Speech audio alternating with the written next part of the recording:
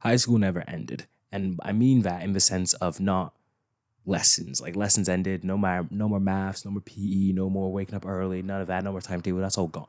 What I mean is the high school social system, class system, hierarchy, if you will, has is one of those things that just sadly is always going to outlive high school, unfortunately. So what I mean with that is when you're in high school, right?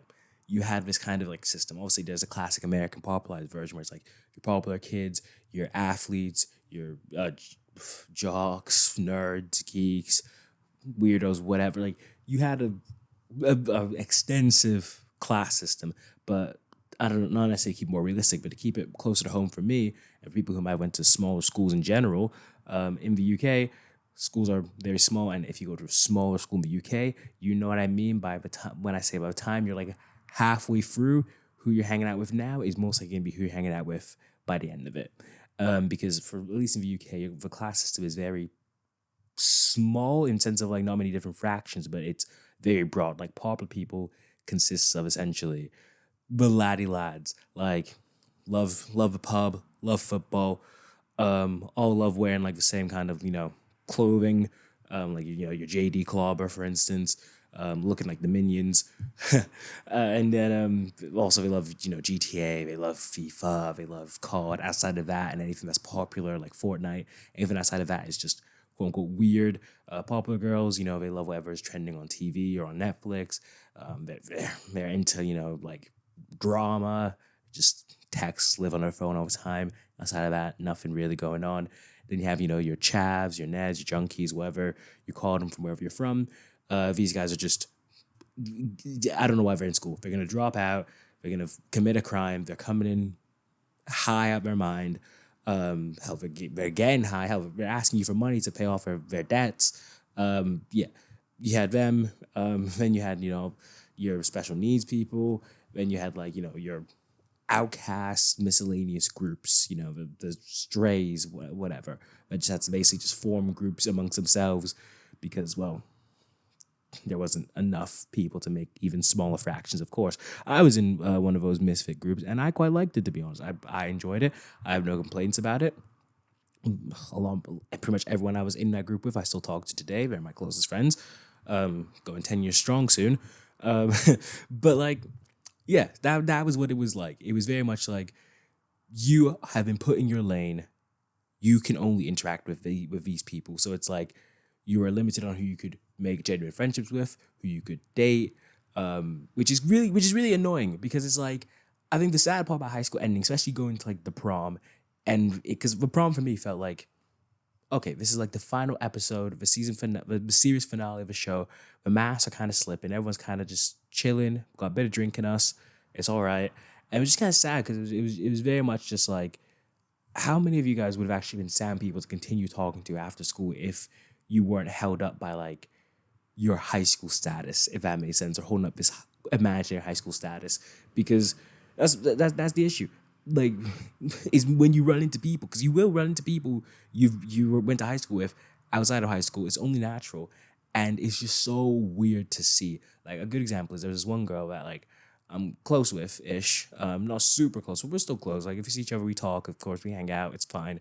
But yeah, she got bullied in high school. Like all them pauper guys were not taking her seriously in the slightest at all. And then I remember 2 years outside of high school. Mind you, we spent 6 years in that place. 2 years outside of high school, not even halfway through. Um, Night outs, I'm hearing guys in that quote pauper group talking about, oh, mate, she's so fit. I would love to just, take her home, slide in her DMs and whatnot, getting curved by her. And I think it's insane because it's like, first of all, back then and now, you still don't see her for who she is, but that's besides the point. It's rather like back then, she could have genuinely walked up to you and said, hey, I want to give you a blowy. And you would have blown her off because whether it's you wanted to like look cool for your status, whether it was you genuinely were just like, I'm better than you, whatever the hell. And now here you are only 2 years later, fiending for the same girl that you would have genuinely bullied one of your mates for if they ever done anything with. Like that to me is insane because it's like surely you regret so much. Like how finding out For example, find out people are into like similar music as me, for instance, was just crazy. Like hearing certain people were like, for example, X fans, like, no way, you were listening. I thought you were just like drum and bass, house, EDM, not good EDM, basic EDM. Like I didn't think you were into like tapped into like X or like Juice or like even Post Malone. You know what I mean? Like I didn't think you were tapped into any of like the more mainstream SoundCloud era people at the time. And it's just sad because like there's so many good conversations that could have happened but got missed out on because people were upholding this imaginary stats that doesn't mean anything. Like to you who is watching this stat, because majority of the audience is between like pretty much ages of ending high school, penultimate to final years to like well past. So like this still applies, but like just listen. To those that are like coming to the end of high school and finishing high school that have stumbled upon this video, once high school is all said and done, you're on equal footing with the same people that try and use their quote unquote popularity to, I guess, mog you or like say they're better than you. Like no one's gonna look for you. No one's gonna look for your CV and go, "Oh, you're Thomas Milligan from this school. You're the popular person. You ran the school. Oh, we're gonna hire you because you know you have more social cred." No one's gonna do that. No one's gonna do that. It just isn't happening. And the funny thing is, it will be a lot of these popular people that will feel that won't be able to accept that, right? And that's where you get into my favorite part of life after high school is watching people conform. Because that's the thing, high school was like a competition, right? In some sense, it was like hell. Even some of the people even some of the people in like the misfits groups were trying to recreate what they couldn't experience because I guess to a degree everyone got sold that dream from Disney Channel, Nickelodeon, cartoons in general about like what high school could be. And I guess I can understand for a lot of people if like being quote unquote up on the social ladder meant something to them. Of course, didn't mean anything to me. Couldn't care less. Just want to have a good time, get out there. Yeah, obviously it matters to a lot more people, and you see that especially for poor people who, like I said, once it's all said and done, they've lost those years of being invincible, and you just see how the competition continues because I remember just you obviously we all follow each other on Instagram, so you just start seeing people, you just start seeing like certain trends, like everyone's starting to do the same thing, right?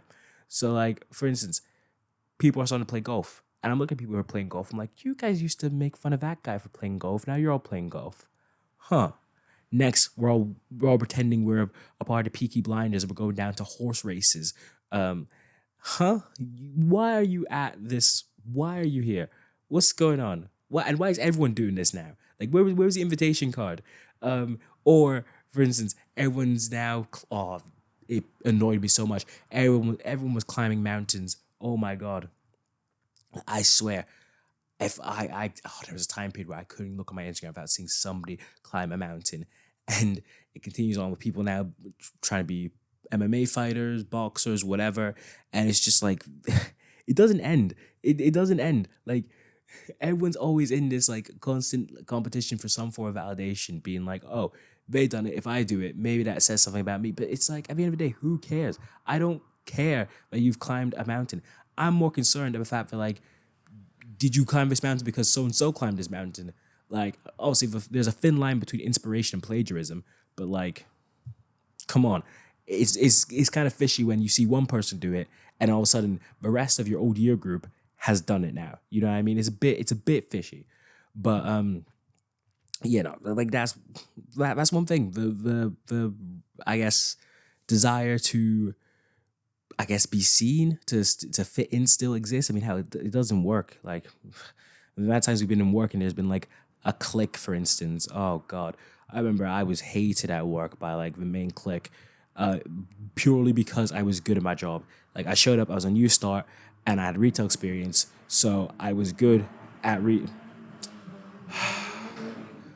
I why? Why? But yeah, I was good at my job, and I got hated on because I was good at my job. Make that make sense. Genuinely, make that make sense. Like, fair dues. If it's like I've shown up, I failed physics, and now and we're in a quantum like science based job, and I'm sitting there like leagues above you for some weird reason. Fair, be annoyed. We're stacking shoes, love. It's not that deep. Get a grip. I didn't stay long, of course, because I'm not dealing with this every day, walking into an environment where I'm thinking, God, if I'm with this main group, they're just gonna hate on me from a distance purely because I can stack shoes.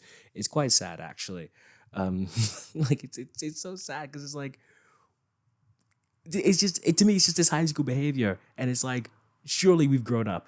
Surely it's worse when it is people your age or older or people just who just aren't in high school because it's just like come on, like I'm not trying to be like master maturity over here, but it's like genuinely grow up, move on. Your time in the sun is done.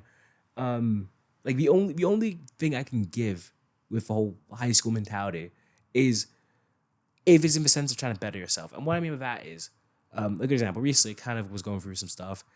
I had a breakdown, and the last thing I wanted to see was this one guy in my year group, probably the most successful guy in my year group. He's made such a name for himself.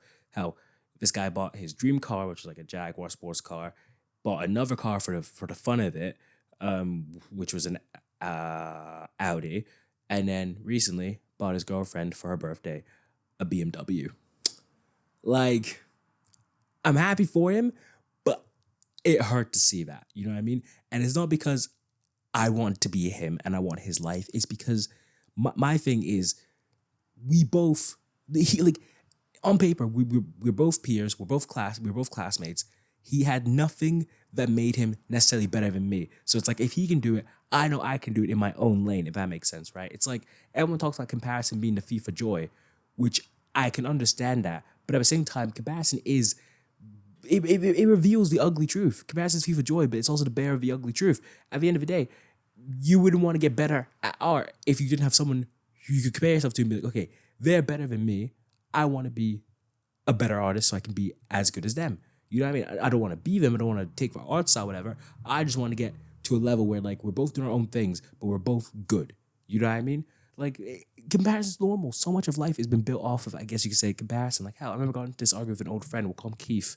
I was basically saying how like if for me at least, if everyone failed in a class test, right, I would obviously feel bad because it's like, oh, we suck.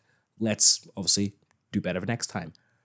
But there is more motivation and incentive for me to excel the next time if everyone else has done great and I'm the outlier. Because now it's like, hang on a minute. There's no difference between me and her, me and him, me and them. Like, there's no difference between us. Like we are regular people. So like if they can do it, what is stopping me from doing it then? You know what I'm trying to say? So it's like for me it's more motivation when I see someone who's I guess in some way, shape, or form living a life or going down a route that I want to go down because he's going down the self-employment route. Something I want to do as well, make a name for myself, make a business for myself. You could say, I guess, in the gig economy. But like, yeah, we both have a dream. We both have dreams. He's living his dream. I'm still to live my dream. And yeah, so of course, like, I'm not going to sit and be like, oh, I want what he's doing because I don't want what he's doing. I want to be on the same level as what he's doing, if that makes sense, in my own way. Hence why it's like, yeah, it's upsetting to see, but it fuels me to keep going. I probably wouldn't even make this video right now if I didn't see that and reminded me that, hey, he can do it. There's no reason I can't do it. So that's like one of the only good things I'll give about like the whole high school mentality still sticking around. But it's again how you adapt it. Because yeah, if you start chasing being like, oh, I need to be them, you're really deep in the high school mentality where it's like, yeah, you're lost in the sauce. Like, good luck. You're gonna be 30, still talking about like, remember when in Mrs. class where we done XYZ? Like, shush, genuinely shush. But yeah, high school never really ends. To be honest, it's just kind of like finding enough distance away from it because it would never end. It will never end when you have that high school reunion. It will never end when you have that dream job. It will never end. Like there's no moment. There's no moment. There's no moment where I can't speak no more. There is no moment where the high school mentality actually ends. It's just how far away can you get from it, and how little of it can you let impact your life fully. And that's basically what I want to say in this video. Thank you.